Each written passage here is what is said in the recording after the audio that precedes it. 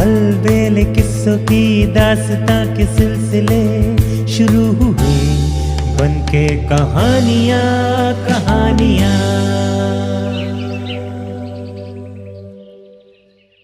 आइए सुनते हैं आज की कहानी। आज की कहानी है भाई की चतुराई। बहुत पुरानी बात है। पालमपुर में एक साहूकार रहता था। उसके घर संतान न थी। उसने संतान प्राप्ति के लिए कई उपाय किए, किंतु निराशा हाथ लगी। वो कभी साधु संतों की सेवा करता, देवी देवताओं को मनौतियां मानता और कई प्रकार के यज्ञ अनुष्ठान करता। अंत में उसका परिश्रम फलीभूत हुआ और उसके घर में जुड़वा बच्चे हुए।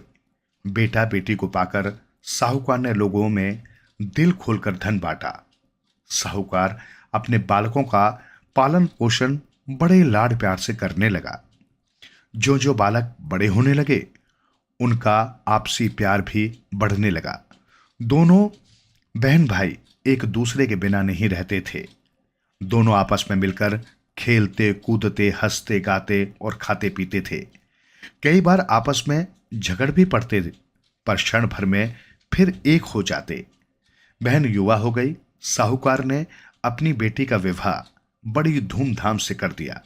अपनी बहन को ससुराल भेजते हुए भाई को बहुत दुख हुआ, परंतु बेटी तो पराया धन है, उसे तो एक न एक दिन अपने घर जाना ही होता है। बहन अपने मायके का प्यार भूलकर अपने ससुराल पहुंच गई। उसके ससुराल में दो ही व्यक्ति थे, एक उसकी सास और दूसरा पति। उसका पति किसी राजा के पास नौकरी करता था। विवाह के बाद छुट्टी काटकर वो पुनः अपनी नौकरी पर चला गया। अब घर पर वे दोनों सास बहू रहने लगी। सास का स्वभाव बहुत सख्त था। वो अपनी बहू को कहीं भी आस पड़ोस में जाने नहीं देती थी। बेचारी किसी के साथ बात भी नहीं कर सकती थी।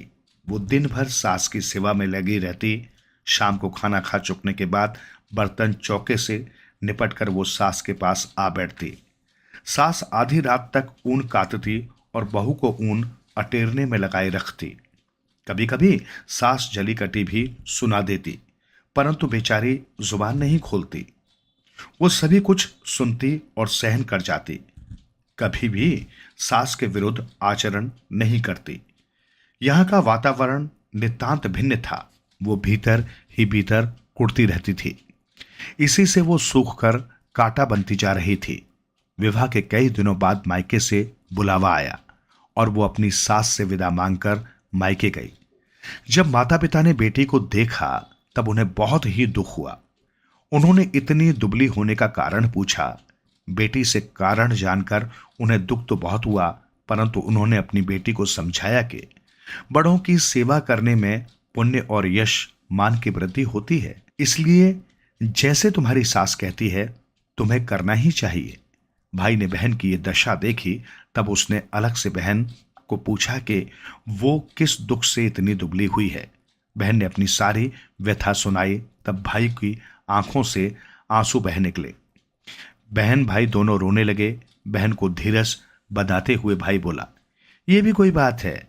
तुम मामूली सी बात के लिए कुढ़ती रहती हो। तुमसे ऊन का काम छुड़वाना तो मेरे बाएं हाथ का काम है।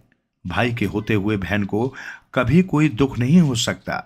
इतना कहकर उसने सारी बात बहन को समझा दी। कुछ दिन रहकर बहन भाई की बात पर भरोसा रखकर वापस लौट गई। वो फिर जाकर सास की सेवा में जुट गई। पहले की तरह खाना खा चुकने के बाद दोनों सास बहू ऊन काटने और अटेरने बैठ गईं। मंगलवार था। आधी रात बीत चुकी थी। सास ऊन काट रही थी और बहू अटेर रही थी। आंगन के सामने एक सुझाने का पेड़ था। उस पर से अचानक ही एक भयानक आवाज आने लगी।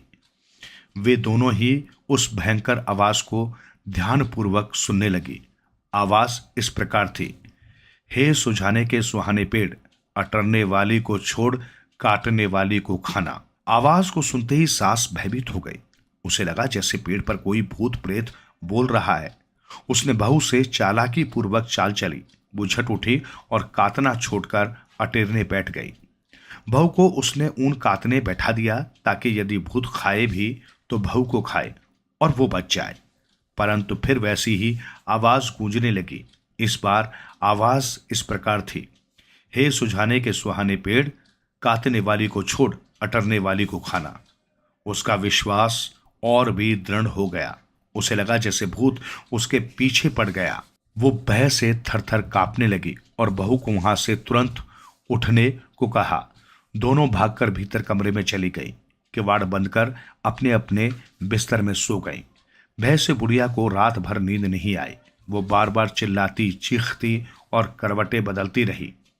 बहू अपने भाई की करामात देखकर मन ही मन प्रसन्न हो रही थी, परंतु उसने अपनी प्रसन्नता को तनिक भी व्यक्त नहीं किया। वो भी सास की ही भांति भयभीत बनी रही। सुबह ही चेले को बुलाया गया। उसने उनसे सारी बात पूछी। फिर उसने सास बहू दोनों को अलग अलग ताबीज बांध दिया। मंत्र पढ़कर घर के चारों तरफ सरसों फेंकी।